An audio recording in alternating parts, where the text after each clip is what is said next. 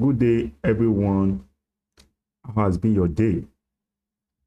In the previous lecture, we talked about functions and methods. In today's lectures, we'll be going further and we look at what we call control structure in C++. Virtually or majorly, all the languages make use of control structure. Control structures determines how the flow of our programs, the conditions applied, the conditions that will be applied to all the various sections of the code.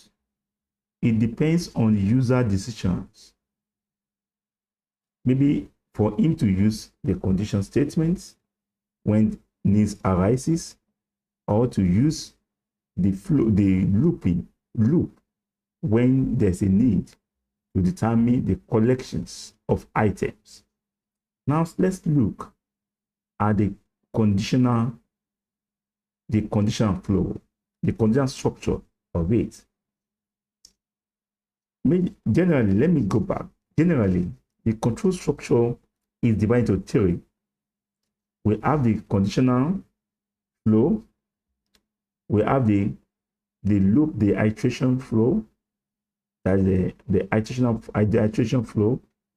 We also look at the branching part of the code. Now let's go further. Let's go to the top. This is conditional flow. Condition. What do we mean by condition? You get to a point, maybe in your code, you want to check maybe if one condition meets the requirement or not. If it meets, now maybe you want to check maybe a user can vote in an elections. Then you have collected a series of data of ages, user's age. If user is, maybe you ask the system to determine, okay, if the user can vote or not. If the age of the user is below 18, let's make 18 our threshold here. Let's make 18 as a minimum threshold here. If user is below 18, let the user give underage. If user is above 18, then the user can vote. That is an example of a conditional state, a condition. Let's also look at condition statement. Also is broken down into three aspects as well, or four aspects, sorry. The if statement, the if-else statement, the else-if statement, and we have the switch statement as well. Then we have, don't mind me, the else-if ladder or else-if statement. Now, sometimes we also can have nested if, having if inside another if statement. You first check for condition. Well, if the user can vote, good. Yeah. Then again, condition check, and that condition checks, does the user have a credential? He has passed the age level. Now, and inside the one if statement, maybe inside this if statement, you have another if inside statement to check again. Maybe nested if, and that one inside that nested if, like a ladder. Or if, let's also look at this. We also have another else if statement.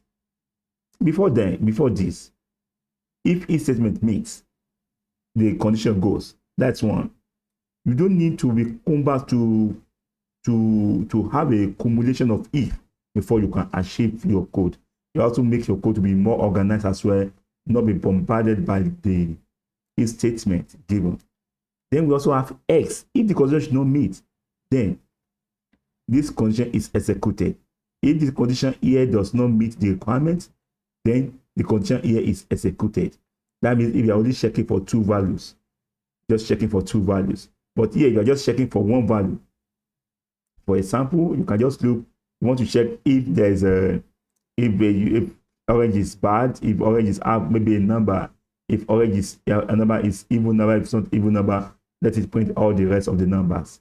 Here again, you also trying to check if there's something it does not meet S, give it this condition.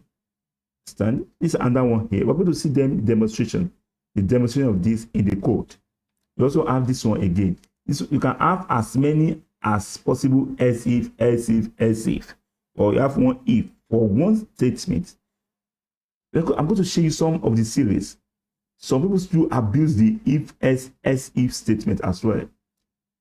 I'm going to show you the proper way to use them in our VS Code. Inside the under else if as well, you can also see under if ladder, if else if again as well. This we also, let's move to our switch statement. The switch statement, we can also avoid using if else if. You can also rather use what the switch statement as well. Instead of using the else if ladder, you can also use switch statement, make our code to be more neat and organized. So we can just have our condition here, our expression here. Maybe this one we check the age, switch age. Maybe this one, if this one is age, especially its age here. Case, if age, maybe case 1, age is below 18, you check. Execute if this is equal, it matches the case 1. And that one you give maybe age is above 18 and within 50. So you check maybe case 2. You have another case here. If age is 18, if age is 20, anything else. Or maybe it depends on the condition you want to use. Various conditions, you make use of this case. Case represents your, maybe your else if here, your else if here. So if nothing else works, then just this one, in case there is nothing that matches all these case, this one will now execute. Sorry, no condition required, no condition was unable to be met. No condition required, the access denied. The condition cannot be met. So terminate, code terminate from that point. Here, we also have a break means here what after the first condition, terminate and exit the condition loop. Then let's move to our for loop, our iteration. Iteration moves enable us to loop in a series of collections. Maybe we have a series of collections like number of oranges, number of vegetables, number of weapons, number of, no matter amount of objects we are having, maybe a weapon for array or array of numbers or array. Sorry, there's an extra closing here should be deleted. Sorry, I will delete it. So you want to loop, but also that for loop contains 3 essential parameters we need to give into it: the initialization, the condition, the increments. Where are we starting? We are starting from here. Maybe we are looping from 1 to 10. We want to print from 1 to 10. Int I equal to 0. You give it an I, it can be X, and be any variable. Then the condition is what? When I is less than 10. So it should not be less than 10 since we want to print from 1 to 10. Then we increment by 1. Then we are also decrementing. It can also be the other way around. We are decrementing. I'm going to be showing us a sample of this as well in the code. You also see loop here as well. We also see execute the block of code as long as specified. Sometimes this here, this place is used only when we know our starting and our ending point of the loop. Here, this one work when the condition only met is required met. If you don't met, the requirement is not met, the condition is not met, then this will continue to execute. But mind you, you need to specify the point that if the condition was able to met for like some series of steps, then you need to terminate.